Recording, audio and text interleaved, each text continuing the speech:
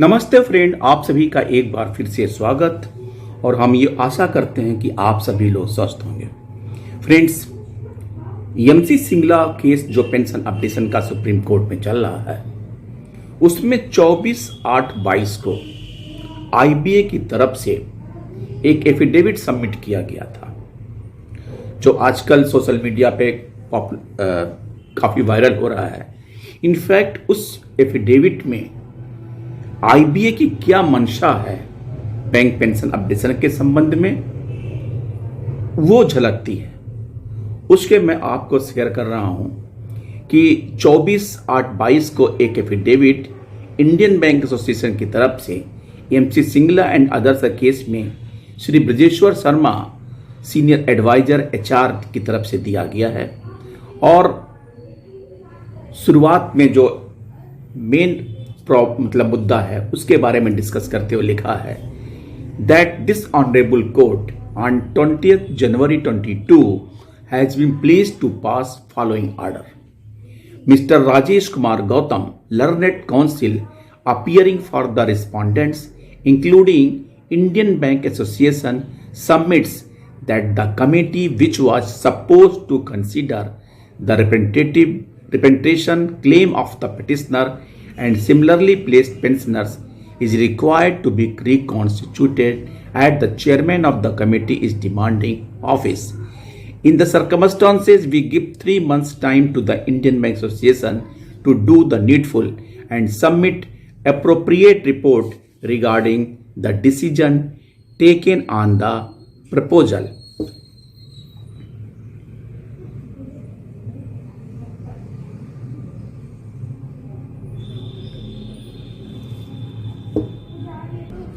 If final decision cannot be reached, the Indian Bank Association must submit interim report before the next date of hearing.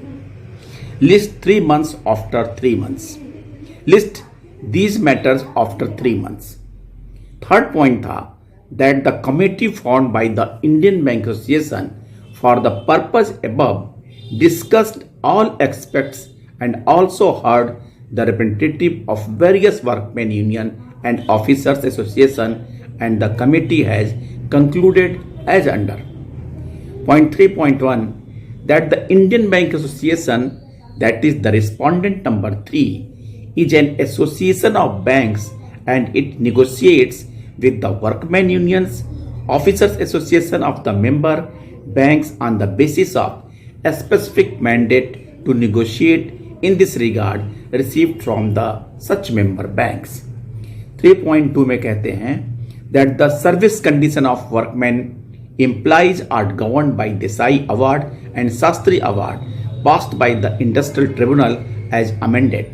Thereafter, by various bipartite settlements signed between the IBA on behalf of the member banks which have provided the aforesaid mandate and the various workmen unions from time to time under the provisions of Industrial Dispute Act 1947, and last such bipartite settlement has been signed between the parties on 11th November 20, and thus the service condition of the workmen employees are based on the negotiated settlement signed between the parties from time to time.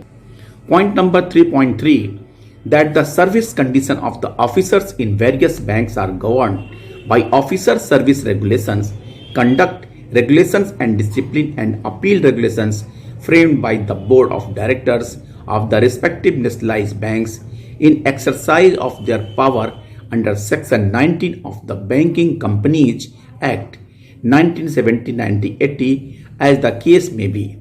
Some of the old private sector banks who are members of the IBA have also framed identical service regulation in respect of their officers.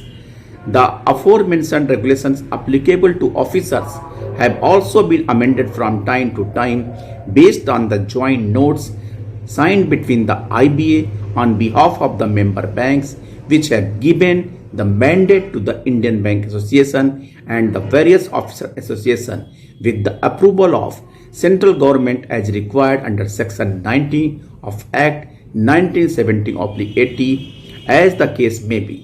The last such joint note has been signed between the parties on 11th November 20. Therefore, the terms and conditions of the service of the officers are statutory in nature, wherein the amendments are made from time to time, primarily based on the negotiated agreement between the parties and subsequently approved by the respective boards. 3.4 में कहते हैं that pension was not generally prevailing in banks and that pension was not generally prevailing in banks and that in the bipartite settlement signed with workmen unions on 29th October 93 and joint note signed with the Officers Association on 29th October 93. It was agreed for the first time between the parties and pension would be introduced as second retirement benefit in lieu of the bank's contribution to Provident Fund. The said bipartite settlement and joint note finally culminated in framing of the statutory regulations by the respective member banks titled as Pension Regulation 1995, framed in exercise of the powers by the Board of Directors of the respective member banks under Section 19 of the Banking Companies Act 1970/80. With the previous approval of central government, these Pension Regulation 1995 have been notified in the official gazette on 29 September 1995. The employees officers who opted for pension in lieu of their bank contribution of PF within the specified period either refunded if already paid or authorized the respective PF trustee if in employment to transfer their bank's contribution to PF to the respective pension funds. Additionally, contributions were also made to the pension funds by the employees and the bank based on the actuarial calculations. Hence, the pension fund of the member banks for the payment of pension therefore have been created by the contribution from the bank employees and officer and not from any government grant. The bank's employees and officers have given up one benefit of Provident Fund contribution from the employer to get the benefit of the pension. The shortfall in the pension fund maintained by the banks is funded by the respective banks based on the actuarial calculations from their own revenue. No contribution is made from the government in these pension funds. That while the basic pension is fixed at the time of superannuation based on the basic pay plus other eligible pay components, the dearness relief thereon is also given to the employees based as on the index as applicable to in service bank employees updated as semi-annual frequency as per the provisions in BEPR 1995. 3.6 that so far as the pension which is being paid to the central government employees is not paid out of any pension fund created by a contribution made by the employees officers while in service but is treated as a revenue expenditure and paid out of budget allocation. 3.7 that there is no provision in Pension Regulation 1995 for any updation of pension of bank employees and officers.